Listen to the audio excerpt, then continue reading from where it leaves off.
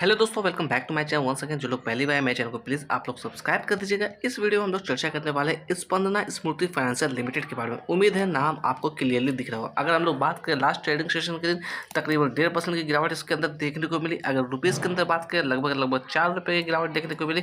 अगर यहाँ पर मैं बात करूँ लो का तो 244 रुपये का लो बनाया था। अगर हाई की बात करें 265 रुपये का हाई बनाया था। और क्लोजिंग प्राइस की बात करें 261 रुपये के आसपास की क्लोजिंग इसकी देखने को मिली है। यहाँ पर मैं दिखाना चाहूँगा टिकट टिप की तरफ से क्या परफॉर्मेंस आती हुई दिख रही है। तो यहाँ पर देखिएगा परफॉर्मेंस यहाँ पर लो नजर आता हुआ दिख रहा है। मैं जो भी डाटा शेयर कर रहा हूँ सारा डाटा पब्लिकली अवेलेबल है। आप चाहते हैं तो खुद से चेकआउट कर सकते हैं। मैं किसी भी तरह का आपको बाय और सेल का रिकमेंडेशन बिल्कुल भी यहाँ पर नहीं दे रहा हूँ।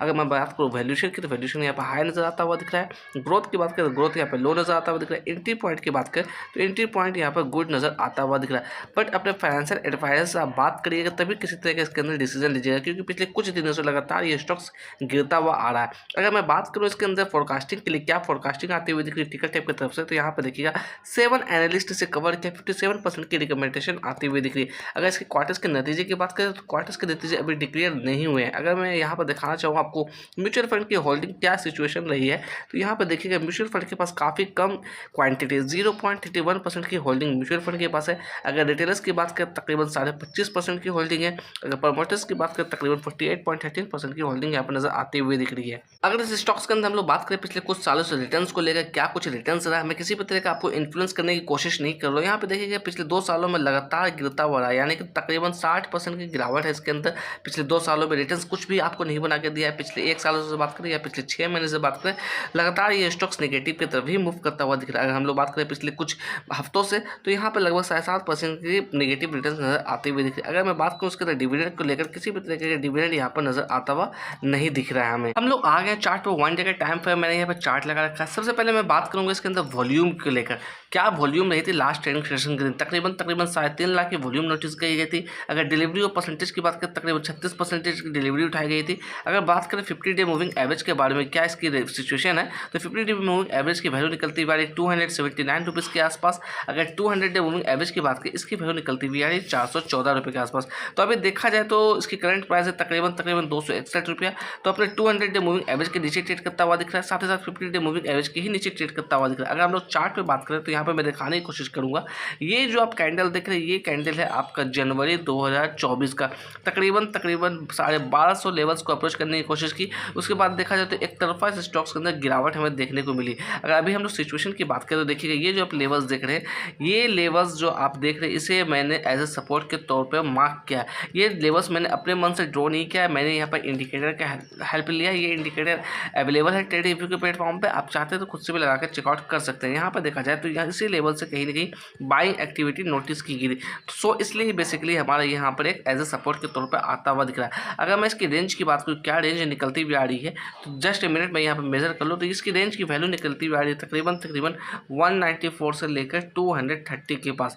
मैं इस रेंज की बात कर रहा हूँ। तो ये लेवल्स निकलती हुई आ रही है 194 से लेकर 230 के आसपास। अगर अप साइड में मैं बात करूँ रिजेक्शन लेवल्स की, ये जो रिजेक्शन लेवल्स देख रहे हैं इसकी हम लोग रेंज की बात की क्या रेंज निकलती हुई आ रही है, तो यहाँ पर देखिएगा इसकी रेंज निकलती हुई आ रही है तकरीबन 320 रुपये से लेकर 360 रुपये के आसपास।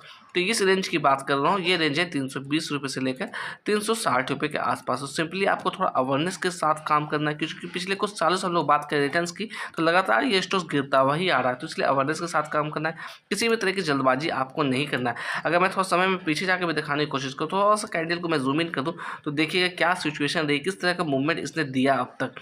तो आपको अवेयरनेस के साथ काम करना है। अगर मैं बात करूँ इसके अंदर क्या फोरकास्टिंग आती हुई दिख रही है ट्रेडिंग व्यू की तरफ से, मैं वो भी आपको दिखाने की कोशिश करूँगा।